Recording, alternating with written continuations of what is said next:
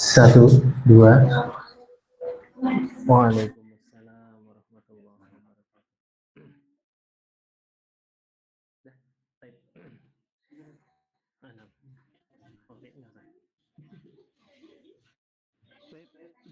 Kalau saya sudah berhubung materi siap kepada Ustadz Istiqlal, waktu dan tempat kami persilahkan.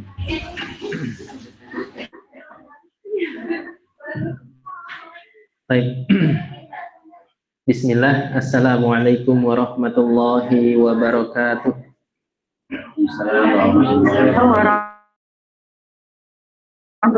Alhamdulillah.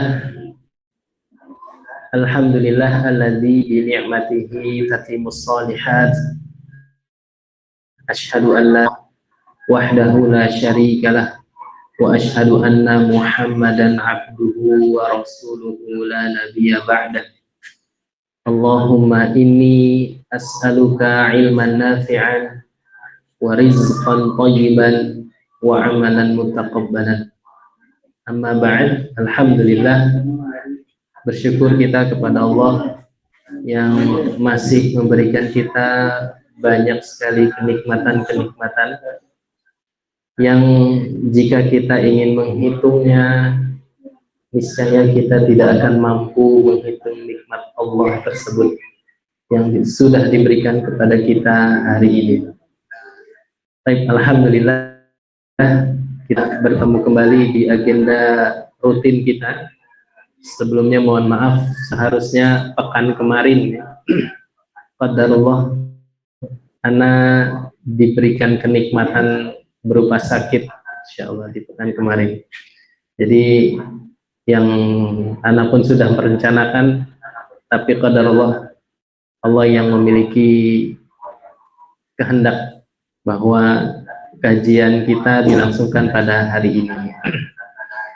Baik, mengingatkan materi yang sudah kita bahas di bulan yang lalu, insyaallah, yang kita membahas bahwa anak itu adalah anugerah. Masya Allah. Kita sudah bahas panjang lebar kemarin bahwa di surat Asy-Syura ayat 49 Allah berfirman, yahabu liman yasha'u inatha wa yahabu liman yasha'u dzukura. Dan dia, Allah, menganugerahkan kepada siapa yang dia kehendaki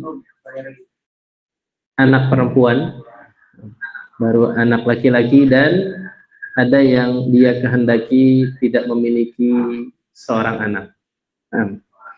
Jadi itu konsep yang pertama yang harus kita pahami, bahwa kita memiliki anak adalah anugerah. Video.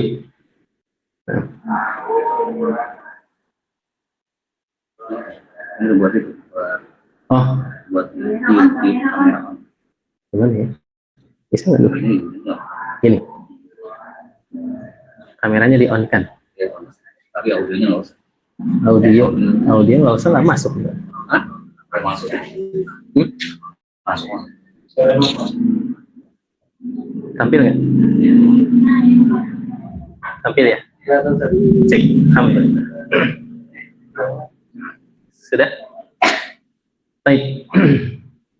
Dan insya Allah hari ini kita akan bahas lanjutan dari materi yang sudah kita bahas di bulan yang lalu, yaitu anak kita perhiasan atau ujian.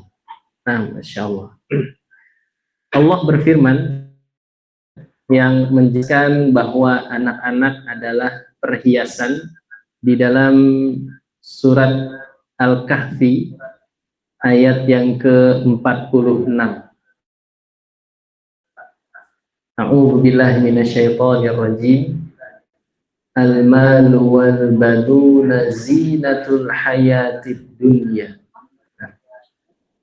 al-malu, harta, wal banuna, dan anak-anak adalah zinatul hayatid dunya. Kamera anak kan? Mati lagi. Nah, sip, oke. Nggak bisa di itu lah. Nggak bisa. Kalau ini di sini. Hmm. Oh, ya udah. Pakai punya. Target lagi. Jadi pakainya. Nah, kameranya pakai bisa pelenggan. Sebentar.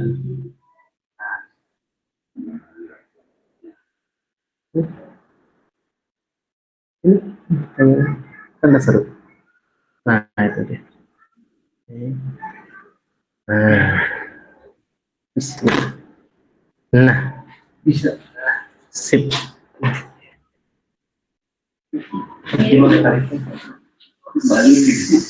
Apanya tuh? Auto-rotate coba di. Gini Dikaitkan dengan. atau tegak? Ya, tegak. Nah, nah, sip. Baik. Sampai mana tadi? Sampai mana? Baik. Sampai surat Al-Kahfi ayat 46. Al-malu wal banuna zinatul hayatid dunya. Al-malu, harta-harta, wal banuna, dan anak-anak, zinatul, nah, adalah perhiasan hayatid dunya. Adalah perhiasan di dunia. Baik, di sini Allah menjelaskan ada dua kenikmatan, yaitu harta dan anak-anak.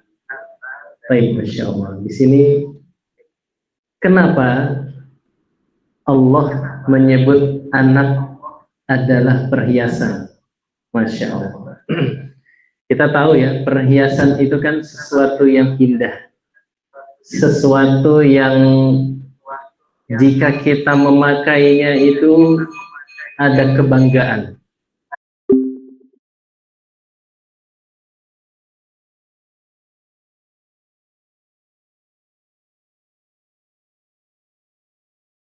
Nah, anting itu perhiasan, dan sebagaimana perhiasan itu menjadi simbol kebanggaan. Nah, contoh misalnya sedang ada acara di rumah, lagi rame-rame nih, kumpul keluarga. Nah, kita akan sangat senang jika anak-anak kita membantu kita untuk melayani tamu yang hadir. Masya Allah. Mungkin ada yang mengambilkan teh, dihidangkan di atas meja tamu. Ada yang bantu cuci piring mungkin, ada yang bantu bikin kuenya, ada yang bantu masak. Wah, Masya Allah. Itu menjadi kebanggaan buat kita, meringankan beban kita, dan itu dilihat oleh tamu-tamu yang datang. Lalu sebagaimana ada seorang ayah misalnya sedang naik kuda, yang di situ dikelilingi oleh anak-anak laki-lakinya yang banyak. Wah, Masya Allah. Ini sebuah kebanggaan. Jadi anak itu membuat kita bangga, sebagaimana perhiasan. Harta perhiasan, karena kalau harta dibilang Allah sebagai perhiasan, karena dengan harta kita bisa membeli banyak barang, bisa beli makanan ini, makanan itu, bisa membeli piring yang agak bagus misalnya, bisa membeli karpet perbadan, bisa beli mobil, bisa beli motor, bisa beli rumah. Nah, itu harta. Sedangkan anak-anak, Insya Allah, ini akan melahirkan motivasi dan kekuatan bagi orang tuanya untuk bergerak, untuk bekerja, Masya Allah. Betapa banyak orang tua sekarang yang semangat banting tulang kalau ditanya untuk bisa nyekolahkan anak, untuk bisa menyekolahkan anaknya sampai sarjana. Yang dipikirin anak seperti itu. Padahal, di surat Al-Kahfi ayat 46 ini Allah menyebut al-malu wal banuna zinatil hayatid dunya. Sebenarnya ini kalimat negatif sebenarnya. Allah menyampaikan ini kalimatnya negatif karena ayat di lanjutan ayatnya wal baqiyatus solihatu khairun 'inda rabbika thawabun wa khairun amala. Jadi lanjutan ayatnya, harta dan anak-anak adalah perhiasan kehidupan dunia, tapi amal soleh yang kekal. Nah, di sini. Jadi harta dan anak itu sebagai perhiasan ini konotasinya negatif. Kenapa negatif? Karena banyak di antara kita yang memiliki banyak harta, yang memiliki banyak anak mungkin, tapi itu semua tidak dimanfaatkan untuk berada dalam Allah, sehingga fungsi harta, fungsi anak-anak tadi hanya perhiasan semata, hanya perhiasan dunia saja. Jadi masih lebih baik berzikir, masih lebih baik amal soleh yang lain. Di sini Allah sebutkan wal baqiyatus solihatu khairun 'inda rabbik. Tetapi amal soleh lebih baik pahalanya di sisi Rabbmu. Jadi amal soleh itu lebih utama daripada perhiasan-perhiasan yang disebutkan di awal ayat. Lebih utama daripada harta, lebih utama daripada anak-anak, yang anak-anak itu hanya sebagai perhiasan semata. Nah, baik. Dan sudah jadi tabiat bagi orang tua untuk memiliki keinginan bahwa kita memiliki keinginan yang besar akan anak-anak. Siapa orang tua yang tidak ingin ketika menikah tidak ingin memiliki anak? Dan Allah berfirman di surat Ali Imran ayat yang ke-14. Ini dalil bahwa memiliki anak adalah tabiat.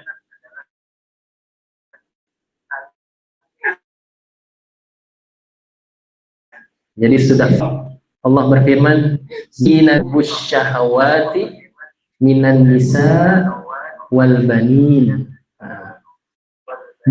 Dijadikan indah pada pandangan manusia. Masya Allah. Ini sudah Allah tanamkan berarti pada diri manusia. Semuanya sudah fitrah. Kecintaan kepada hal-hal yang diingini. Allah sebutkan di sini minan nisa, yaitu kepada wanita. Jadi tidak normal kalau ada laki-laki yang tidak suka dengan wanita. Sekarang banyak marak LGBT, naudzubillah. Laki-laki suka sama laki-laki, seperti kaum Nabi Lut alaihissalam. Perempuan dengan perempuan, lalu transgender, laki-laki yang ingin jadi perempuan, atau sebaliknya perempuan yang ingin jadi laki-laki. Apalagi lesbian, gay, LG, biseksual. Nah, biseksual punya dua kepribadian. Iya, biseksual. Kadang-kadang dia jadi cowok. Iya, kadang-kadang jadi cewek. Nah, kalau lagi jadi cowok dia suka sama cewek, kalau lagi jadi cewek dia suka sama cowok. Ini naudzubillah. Dan zaman sekarang kaum ini berusaha untuk muncul di permukaan. Semoga saja tidak sampai seperti kaum Nabi Lut. Lalu kecintaan kepada wanita wal banina dan anak-anak. Nah, ini sudah ditanamkan juga fitrah. Semua pasangan yang menikah pasti ingin segera memiliki anak. Di sini ayat ini merupakan bantahan bagi orang tua yang memiliki faham free child free. Nah, pernah dengar nggak istilah child free? Dia menikah tapi nggak mau punya anak. Nah, ini banyak alasannya ya, banyak alasannya. Ada yang bilang mungkin karena kekerasan dia terima ketika dia waktu kecil, sehingga dia tidak ingin anaknya nanti akan merasakan hal yang sama seperti dia ketika kecil. Mungkin orang tuanya galak, sapu sampai patah gara-gara ngapalin perkalian misalnya, gara-gara ngapalin surat Al-Bayyinah, sapu lidi bercetak ke badannya misalnya. Dia nggak mau anaknya nanti seperti itu, sehingga dia memutuskan tidak ingin memiliki anak. Atau mungkin ada yang beralasan, kami kan memiliki badan ini untuk kami rawat. Dia takut kalau nanti punya anak badannya melar, nanti menyusui lagi, capek, dan dia merasa anak itu merupakan beban. Ini bantahan. Jadi harusnya kita semua sudah Allah tanamkan fitrah senang dengan anak-anak, insya Allah. Jadi tidak normal jika atau keluar dari fitrah jika ada orang yang menikah tidak ingin memiliki anak. Bahkan alhamdulillah di negara kita ada program keluarga berencana ya, insya Allah, dengan slogannya dua anak lebih baik, gitu kan ya? Kan gitu kan ya? 2 anak lebih. Oh enggak baik berarti. Ada kira 2 anak lebih baik, gitu. Berarti 2 anak lebih cukup, gitu. Berarti lebih. Gitu. Jadi bukan 2 anak. Gimana? Jadi kan slogan KB kan gitu ya. Kabar KB. Iya. 2 anak lebih cukup gitu ya. Masya Allah. Iya. Masya Allah. Nah, jadi ya kalau kita mampu, diukur kemampuan. Jika bisa punya anak 3 dengan kemampuan kita, insya Allah bisa. Dan bahkan Allah berfirman, jangan takut akan rezeki. Kadang kita mau punya anak banyak, nanti gimana ngasih makannya gitu. Padahal yang ngasih makan itu Allah. Nah, jadi jangan khawatir. Jadi insya Allah Allah yang akan titipkan rezeki anak-anak kita tadi lewat kita. Nah, mungkin ada aja tuh, misalnya jualan ketika anaknya 1, orderannya nggak terlalu ramai. Anaknya 2, oh makin lama makin ramai orderan. Pesanan jadi makin banyak. Anaknya 3, wah ada lagi. Buka cabang malah usahanya nanti, Masya Allah. Itulah bagaimana Allah mengirimkan rezeki anak-anak kita lewat kita, Masya Allah. Baik, itu tadi penjelasan tentang anak-anak adalah perhiasan. Jadi semoga jangan sampai anak-anak kita yang disebutkan oleh surat Al-Kahfi tadi hanya sebagai perhiasan semata, hanya sebagai membanggakan di dunia saja. Dan Masya Allah, kita akan bahas, karena Allah selain menyebut anak-anak adalah sebagai perhiasan, Allah juga menyebut anak-anak kita sebagai ujian. Masya Allah. Dalilnya di surat At-Taghabun ayat yang ke-15. A'udzubillahi minasyaitonirrajim. Innama amwalukum wa auladukum Nah, sesungguhnya harta anak-anakmu fitnah adalah ujian. Masya Allah. Jadi harta, suratnya At-Taghabun ayat 15. Innama amwalukum wa auladukum fitnah. Nah, jadi Allah sebut di sini harta dan anak-anak kita sebagai ujian, fitnah. Masya Allah. Contohnya banyak. Contoh misalnya gara-gara nyusui anak, akhirnya kita sholat subuhnya jam 7 pagi. Gara-gara gendong anak lagi nangis, akhirnya sholatnya jadi lewat waktunya. Masya Allah. Di sini padahal Allah berfirman di surat Al-Ma'un, fawailul lil musallin. Celaka orang-orang yang sholat. Yang bagaimana yang celaka? Alladzina hum an sholatihim sahun, yaitu orang yang lalai dalam sholatnya. Ada yang menafsirkan lalai dalam sholat maksudnya lewat dari waktunya. Sholat subuh, sholatnya jam 7 tadi. Karena alasan anak. Nyiapin anaknya seragam, nyiapin sarapan, akhirnya kita sholat subuhnya nunggu semuanya berangkat, kita baru sholat subuh. Nah ini jadi fitnah anak kita, jadi ujian. Apalagi, Masya Allah, apalagi gara-gara alasan anak, orang tua jadi nggak sholat. Nah ini lebih fatal lagi. Yang tadi masih sholat, cuma lewat waktunya aja. Kalau ini gara-gara alasan anak, malah nggak sempet sholat. Padahal nggak sholat itu dosa yang sangat besar, lebih besar dari dosa berzina, lebih besar dari dosa mencuri, merampok, yaitu dosa meninggalkan sholat. Dan saking anak itu sebagai ujian, terkadang anak-anak kita yang memotivasi dan membuat orang tuanya mengerjakan perkara yang diharamkan. Maksudnya gimana Ustaz?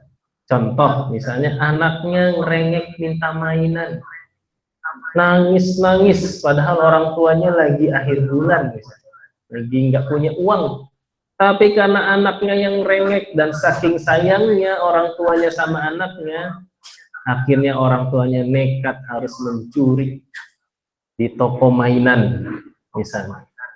Ini kan akhirnya anaknya yang menjadikan orang tuanya berbuat seperti itu. Jadi anak ini jadi fitnah bagi orang tuanya. Bahkan ada juga anak-anak yang Masya Allah ceritanya banyak, nyuruh minta mobil yang mewah karena orang tuanya punya jabatan misalnya, akhirnya korupsi sini, korupsi sana.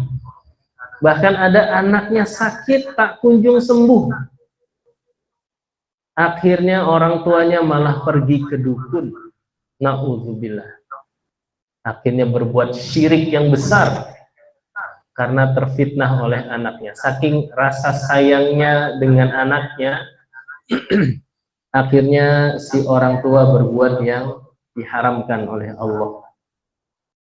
Insya Allah. Jadi di sini Allah berfirman tadi, innama amwalukum wa auladukum fitnah. Bahkan ada contoh dari Nabi SAW, hadis diriwayatkan oleh Imam Ahmad dan Abu Dawud. Saat itu Rasulullah SAW sedang berkhutbah Jumat, sedang khutbah, sedang di atas mimbar. Tiba-tiba datang cucu beliau Hasan dan Husain, sedang memakai jubah berwarna merah. Masya Allah. Ini yang dipakai jubahnya mungkin jubah yang masih kegedean. Rasul saat itu sedang berkhutbah, melihat cucunya Hasan dan Husain sedang berlari Mungkin sedang berjalan di teras masjid, tiba-tiba Hasan dan Husain terpeleset. Mungkin jubahnya keinjek. Nah, akhirnya jatuh. Melihat kejadian tadi, Nabi SAW menghentikan khutbahnya, turun dari mimbar, Masya Allah. Lalu mengambil Hasan dan Husain, digendong keduanya. Lalu setelah digendong, Rasul kembali lagi ke mimbar, Masya Allah. Lalu beliau bersabda, benar, Masya Allah, Sadaqallah, innama amwalukum wa auladukum fitnah.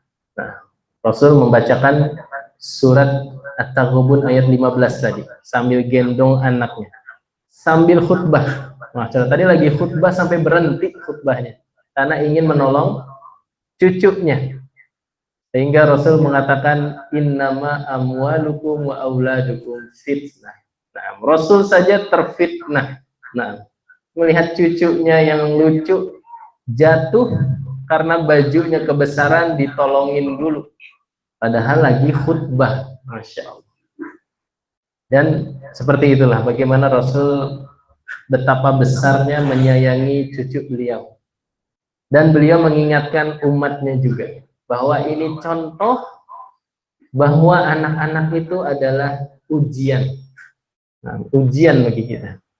Bahkan saat itu aja Rasul tidak lulus ujian, teman-teman. Harusnya kan khutbahnya lanjut aja gitu. Anaknya kan Hasan Husain bisa bangun sendiri, tapi itulah qadarullah, beliau berhenti khutbahnya, nolong cucunya dulu, digendong, baru dilanjutkan lagi khutbahnya dan mengatakan innama amwalukum wa auladukum fitnah. Masyaallah. Dan di ayat yang lain di surat At-Taghabun juga, ya ayyuhalladzina amanu innama amwalukum aduwwan lakum fahdharuhum, ya. Lupaan. At-Taghabun juga. Ya ayyuhalladzina amanu innama amwalukum wa auladukum fitnah. Ayat berikutnya kalau nggak salah. Coba anak-anak. Kok lupa qadar lagi. Inna min azwajikum wa auladikum aduwwan lakum fahdharuhum. Nah, Allah berfirman, sesungguhnya istri-istrimu dan anak-anakmu adalah musuh. Masya Allah. Nah, di sini Allah bilang bukan fitnah lagi. Aduwwan lakum, musuh bagimu. Yang seperti apa yang jadi musuh? Yang seperti tadi. Ketika anaknya ngerengek minta mainan, sedangkan kita tidak memiliki kemampuan untuk beli saat itu musuh bagi kita. Apakah kita menuruti kemauan anak kita atau kita bersabar? Nyuruh anaknya sabar, nanti insya Allah ayah nabung dulu baru bisa beli mainan. Seperti itu. Ketika kita sudah memiliki rezeki, misalnya. Dan Masya Allah, jangan sampai gara-gara anak kita jadi nggak semangat berzikir, nggak semangat baca Al-Quran, nggak semangat datang ke majelis ilmu. Bahkan gara-gara anak kita sampai lalai dari ketaatan kita kepada Allah. Dan alhamdulillah pertemuan kita hari ini, kita kajian ini karena anak kita. Nah, karena anak kita ada di sini dan kita diundang untuk datang kajian hari ini. Mungkin kalau kita nggak punya anak yang dititipkan di sini, atau mungkin kita belum punya anak, kita nggak akan ke sini nih, Masya Allah. Jadi alhamdulillah karena anak kita jadi semangat beribadah, kita jadi semangat baca Al-Quran. Anak-anak kita sedang murojaah, kita jadi ikutan murojaah mungkin. Karena anak kita sedang belajar tentang mad jaiz misalnya, kita jadi ikutan belajar tentang mad jaiz. Ketika anak kita belajar tentang kisah Nabi Yusuf misalnya, kita pun jadi tertarik. Karena anak kita biasanya memiliki keingintahuan yang tinggi. Ketika dapat ilmu dari kajian dari ustadz, bahwa Nabi Yusuf itu dilemparkan ke dalam sumur misalnya. Mungkin di rumah anak kita nanya, ayah, ibu, misalnya, sumur itu apa sih? Gitu. Kok Nabi Yusuf dilempar ke dalam sumur? Misalnya. Nah, di situ kita berusaha untuk menjawab. Akhirnya kita mau nggak mau harus belajar lagi. Sumur itu seperti ini, nak. Dan Nabi Yusuf alaihissalam dilempar ke dalam sumur. Bisa dibayangkan sumur itu gelap. Saat itu belum ada lampu LED, Masya Allah, di dalam belum ada wifi. Mungkin kalau sekarang dilempar sumur, yang penting ada handphone, aman. Ada handphone, ada wifi. Malah seneng. Apalagi kalau pesan makanan diantar sampai dalam sumur. Gak usah keluar-keluar. Gak ada yang gangguin. Masya Allah. Nah, jangan sampai tadi kehadiran anak kita membuat kita jadi tidak semangat untuk ibadah. Malah justru harusnya sebaliknya. Karena kehadiran anak kita, kita tambah rakaat sholat sunnah kita. Karena kehadiran anak, kita tambah bacaan Al-Quran kita. Karena kita ingin mendoakan anak kita lebih banyak. Dari setiap sujud yang kita lakukan, bersimpuh di hadapan Allah, berbisik kepada Allah untuk doa kebaikan kepada anak-anak kita, insyaallah. Baik, barakallahu fikum. Sebagai penutup, insyaallah, anak-anak kita bisa jadi hiasan yang membanggakan. Apalagi hiasannya itu tidak hanya untuk hiasan di dunia, tapi juga menjadi hiasan di akhirat kelak, menjadi syafaat. Mungkin nanti anak kita menunggu kita di pintu surga. Masya Allah. Mau masuk, Allah suruh, ayo masuk nak. Tapi kata si anak, tidak ya Allah, aku nunggu ayahku dulu. Aku nunggu ibuku. Masya Allah. Lalu jika ternyata kita terpleset, ayah ibuku kok nggak datang-datang ya Allah ke surga. Ternyata qadarullah kita terpleset ke neraka. Semoga anak kita bisa menjadi syafaat bagi kita. Minta kepada Allah, ya Allah, tolong ayahku ya Allah. Masya Allah. Aku bersaksi ya Allah, ayahku itu orang yang baik. Sering nemenin aku murojaah. Sering menceritakan kisah nabimu ya Allah. Sering menceritakan kisah Rasulullah SAW. Izinkan aku untuk menolong ayah dan ibuku ya Allah. Masya Allah. Dan jika itu Allah izinkan, Masya Allah, anak kita menjadi sebab kita tidak berlama-lama di dalam azab Allah. Ya, semoga kita bisa masuk bersama-sama, bergandengan tangan. Dan jika nanti derajat surga kita dengan anak kita berbeda, mungkin anak kita hafalannya lebih banyak, kita mah hafalannya Masya Allah juz 30 aja nggak selesai-selesai. Al-Ghasyiyah aja kita hafalin kok susah, padahal tiap Jumat kita dengerin. Masya Allah. Tapi anak kita kok sudah 5 juz, sudah 10 juz, yang itu akan membedakan tingkatan kita nanti di surganya Allah. Dan karena perbedaan tingkat itu, Allah akan angkat derajat orang tua yang akan mengikuti tingkatan surga si anak. Semoga Allah mudahkan. Dan kita introspeksi diri. Nah, setelah hari ini kita introspeksi. Anak-anak yang sekarang bersama kita, mungkin ada yang laki-laki, ada yang perempuan. Apakah anak-anak yang saat ini ada dengan kita itu menjadi perhiasan bagi kita, atau justru lebih sering anak kita itu sebagai ujian bagi kita, atau malah sebagai musuh? Nah, Baik. Mungkin itu yang bisa Anda sampaikan, insyaallah. Jadi anak itu adalah amanah, bukan sebagai penghalang ibadah. Anak itu karunia, bukan alasan untuk malas taat kepada Allah. Jadikan anak-anak kita sebagai jembatan menuju surga, bukan batu sandungan menuju neraka. Na'udzubillah. Baik, hadza wallahu a'lam bishawab. Mungkin itu sedikit yang bisa Anda sampaikan, semoga bisa dipahami, dan silahkan Anda buka sesi tanya jawab ya. Semoga sih nggak susah-susah pertanyaannya. Tanya jawab dulu ya, 1 atau 2 mungkin. Semoga Allah mudahkan Anda bisa menjawab. Nah, silahkan mungkin yang hadir secara langsung atau mungkin yang online, bisa diketik di kolom chat, insyaallah nanti dibacakan. Nah,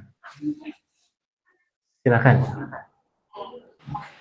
Ya, silakan Bunda. Dalam kajian pada sore hari ini, tafadhol. Bunda yang silakan. Yang bertanya.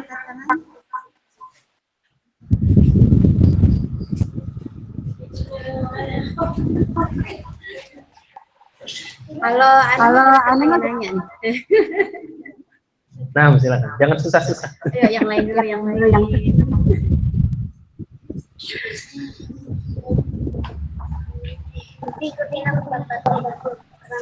Ayo, ada. Masya Allah. Ada anak, Ustazah.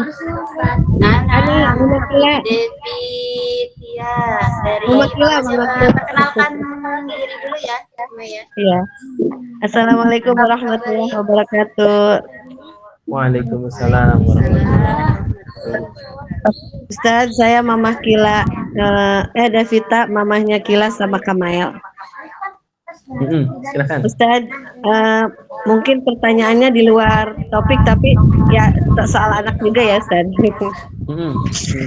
Ustaz, misalnya nih ya Ustaz, kita sebagai orang tua sedang berusaha nih supaya gimana caranya anak kita pesantren gitu Ustaz. Tapi misalnya Allah, bukan kita beruzon kepada Allah nanti ternyata nggak jadi gitu, tapi kan kita nggak tahu ya ke depannya gimana Ustaz ya. Betul. Nah, kita udah berusaha misalnya Ustaz, tapi tidak sesuai dengan kehendak. Misalnya anak sebenarnya sedang mempersiapkan diri Ustaz, bila sekarang usaha anak mungkin tidak sesuai dengan yang Allah tentukan, misalnya nggak jadi tuh kita pesantrenin anak, itu gimana Ustaz cara menghadapinya supaya kita ikhlas gitu Ustaz dengan ketentuan Allah Ustaz. Nah, jadi ceritanya mau mondokkan anak gitu ya. Gitu Ustaz. Tapi ternyata tidak kesampaian. Belum sih, masih berusaha nih. Oh gitu, masih berusaha. Masih berusaha. Cuma kalau nanti ternyata qadarullah tidak kesampaian, seperti itu ya. Terus gimana? Terus gimana kita cara menghadapinya Ustaz? Supaya kita gimana nggak cara kecewa menghadapi? gitu ya. Oh, nah. Ustaz. Tapi mudah-mudahan sih Ustaz doain ya Ustaz. Iya, Masya Allah. Semoga Allah mudahkan. Ya. Amin ya Allah. Iya, Ana hanya ingin mengobati diri kalau seandainya ada sesuatu dan Ana harus siapkan gitu ya Ustaz ya. Iya. Kayak gimana Betul. Ustaz itu? Baik. Jazakillah khairan Ustaz. Jazakallah khairan. Jazakallahu khairan. Insyaallah ada pertanyaan. Ingin sekali memondokkan anak di pesantren dan sekarang masih berusaha. Semoga Allah mudahkan, Masya Allah. Dan betul, kita harus berpikir kemungkinan terburuk. Kemungkinan terburuk kalau ternyata ketika waktunya qadarullah, mungkin dari sisi finansial kah atau dari sisi kesiapan mental Karena kadang finansial sudah cukup tapi anaknya yang nggak mau gitu. Kadang ada aja gitu yang nggak mau mondok, nggak mau jauh dari ibu, nggak mau jauh dari ayah gitu. Akhirnya kita batalkan keinginan untuk mondok. Nah, baik, Masya Allah. Untuk pendidikan anak, pondok memang untuk saat ini, terutama pondok-pondok yang bermanhaj salaf, ahlus sunnah wal jamaah, itu lebih baik. Nah, apalagi di situ berlandaskan Al-Quran dan Sunnah, dididik 24 jam non-stop dengan penanaman akidah yang lurus, tauhid yang benar, ibadah juga yang sesuai dengan tuntunan Rasul SAW. Ini yang paling ideal. Nah, walaupun tidak menutup kemungkinan ada yang lain.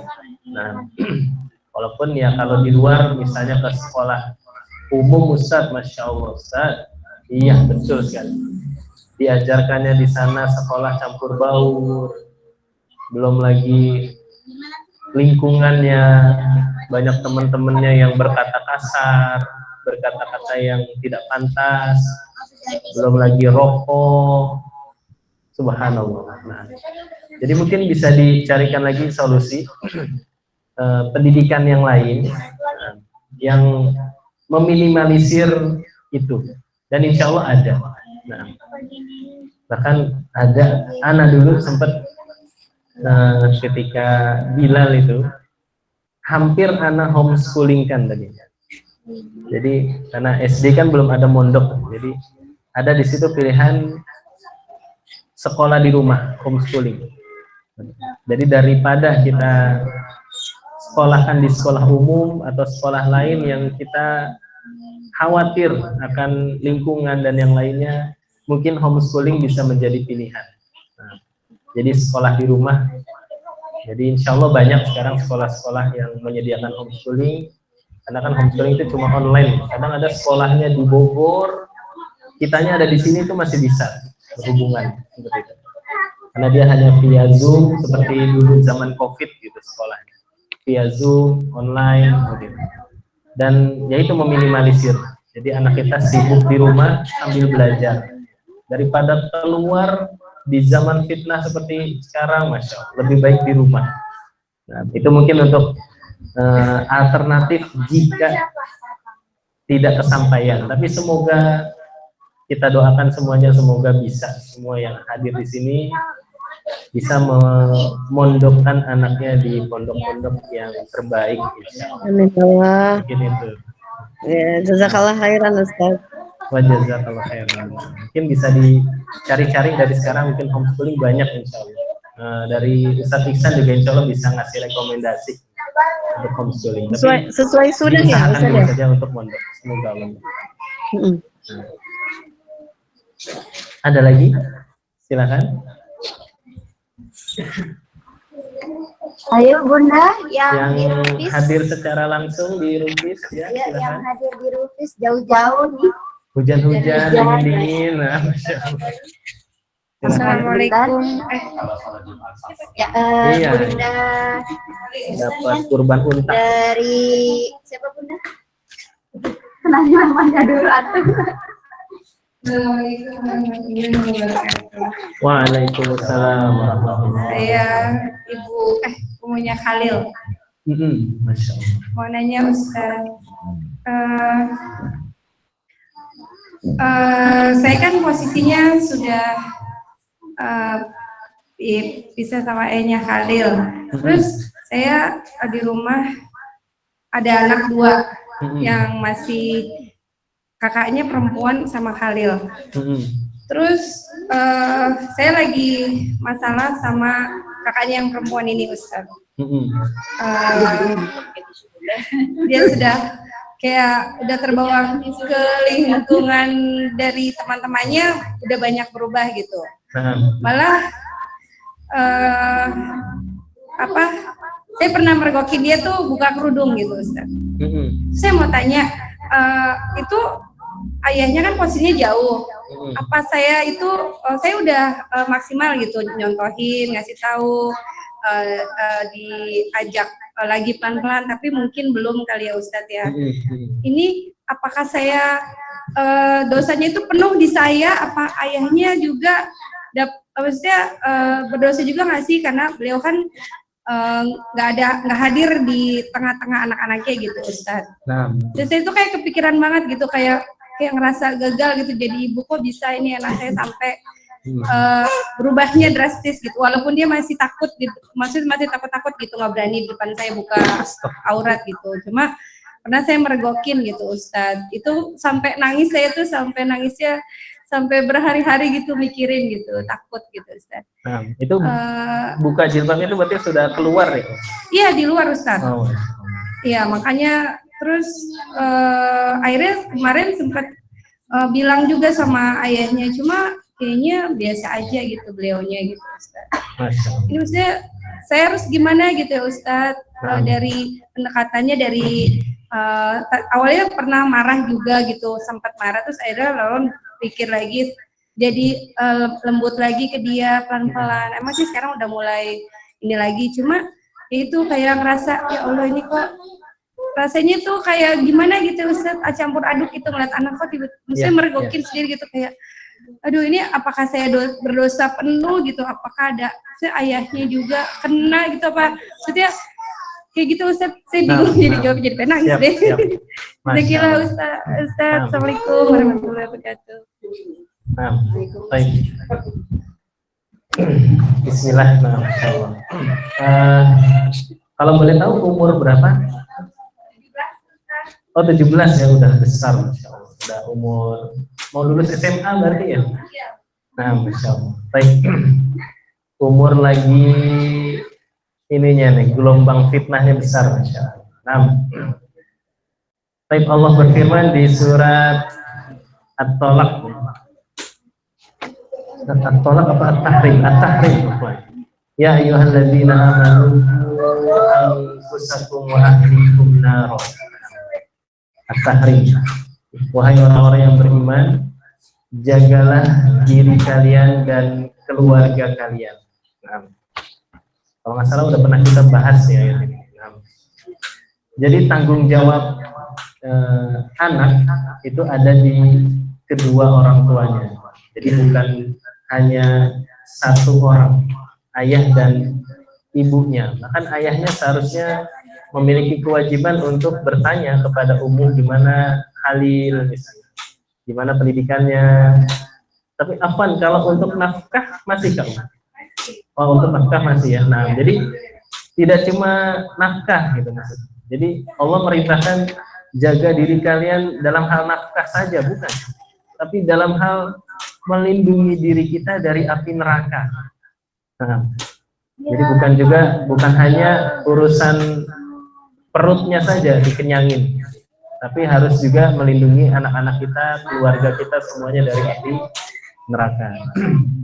Nah, tapi untuk Ummu Halil, jika kita sudah berusaha dengan maksimal, sudah segala cara kita coba, mungkin kita ajak, kita udah contohin, dan begitu pula lah yang dilakukan oleh Nabi Nuh alaihissalam, sudah melakukan segala cara, bahkan sampai di detik-detik akhir banjir besar sudah melanda Nabi Nuh dan kaumnya yang sedikit sudah berada di atas kapal.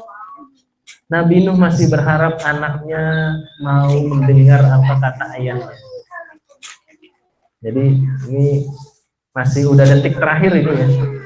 Nabi Nuh masih mengajak, wahai anakku, ayo naik ke kapal nak. Karena pada hari ini tidak ada yang selamat kecuali yang ada di atas kapal. Itu masih berusaha ini. Mungkin kesehari-hariannya sebelum banjir melanda, udah terlihat juga durhakanya anaknya. Tapi Nabi Nuh masih sabar, masih dengan lembut memberikan nasihat kepada anaknya. Tapi anaknya yang masih seperti itu, bahkan sampai anaknya sudah ditenggelamkan, terkena ombak setinggi gunung, akhirnya anaknya tenggelam. Nabi Nuh juga tidak begitu saja. Masih Nabi Nuh mendoakan anak, mendoakan ampunan, ya Allah ampuni anakku ya Allah.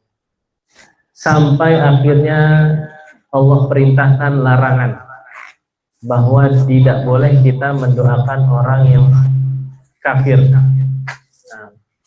dan oleh sebab itu Nabi Nuh bertobat kepada Allah karena ketidaktahuan. Karena anaknya saat itu wafat dalam kondisi kafir, tidak mau mengikuti syariat Nabi Nuh yang diperintah hanya naik kapal. Nah, akhirnya anaknya tenggelam dan di situ Nabi Nuh tidak bertanggung jawab. Ketika di akhirat dia tidak membebani karena Allah melihat usahanya, sudah berusaha sampai detik terakhir. Nah, mungkin Ummu Khalil sekarang masih terus harus berusaha sampai detik terakhir. Nah, jadi jangan putus asa. Nah, terus berdoa kepada Allah. Nah, doakan. Mungkin tadi kita tambah rakaat sholat kita, mungkin yang biasanya sholat duhanya 2 rakaat tambah jadi 4 atau jadi 6. Sholat malamnya yang biasanya 2 tambah jadi 4. Kita doakan anak kita, ketuk pintu langit. Nah, karena Allah lah yang memiliki hati anak kita. Nah, dan sangat mudah bagi Allah untuk membolak-balikan hati. Mungkin saat ini seperti itu, ketika kita doa, kita contoh, insya Allah ada waktunya Allah bolak-balikan hati. Allah kembalikan dia ke jalan yang benar. Semoga Allah mudahkan. Dan jika memang qadarullah seperti kisah Nabi Nuh, usahakan terus sampai detik terakhir. Nah, alhamdulillah hanya masih buka kerudung. Nah, tidak sampai yang lebih parah dari itu, seperti itu. Itu masih harus kita syukuri. Walaupun tidak mensyukuri kemaksiatannya, membuka kerudungnya tidak, tapi sampai seperti itu aja kita masih harus bersyukur. Nah, tidak sampai yang lebih parah dari itu. Semoga tidak lebih parah dari itu. Dan kita hanya tinggal PR gimana caranya untuk membiasakan anak kita terus menutup aurat. Walaupun misalnya aku mau pakai kerudung tapi kerudungnya mau yang model-model. Aku nggak mau kerudung kayak ibu yang panjang lebar misalnya gitu. Ya pelan-pelan, nggak apa-apa, yang penting jangan dilepas ya nak, misalnya gitu. Nggak apa-apa pakai yang itu, tapi jangan dilepas seperti itu. Karena mungkin ibu nggak tahu kalau kamu lepas seperti itu. Kamu boleh lepas kerudung di luar, tapi dengan syarat Allah nggak tahu. Nah, seperti itu. Tinggal dia berpikir gimana caranya Allah nggak tahu, seperti itu. Ada nggak tempat yang Allah tuh nggak tahu kamu buka kerudung di depan umum? Kalau kamu yakin nggak ada ibu, ya udah jangan buka jilbab, karena yang memerintahkan jilbab bukan ibu. Yang memerintahkan kamu jilbab bukan juga ayah, tapi yang memerintahkan kamu jilbab, memakai jilbab yang menciptakan kamu. Yang kelak kita semua akan dikembalikan kepada Dia, Allah Subhanahu wa Ta'ala. Nah, mungkin itu Ummu Khalil. Tetap semangat Ummu Khalil.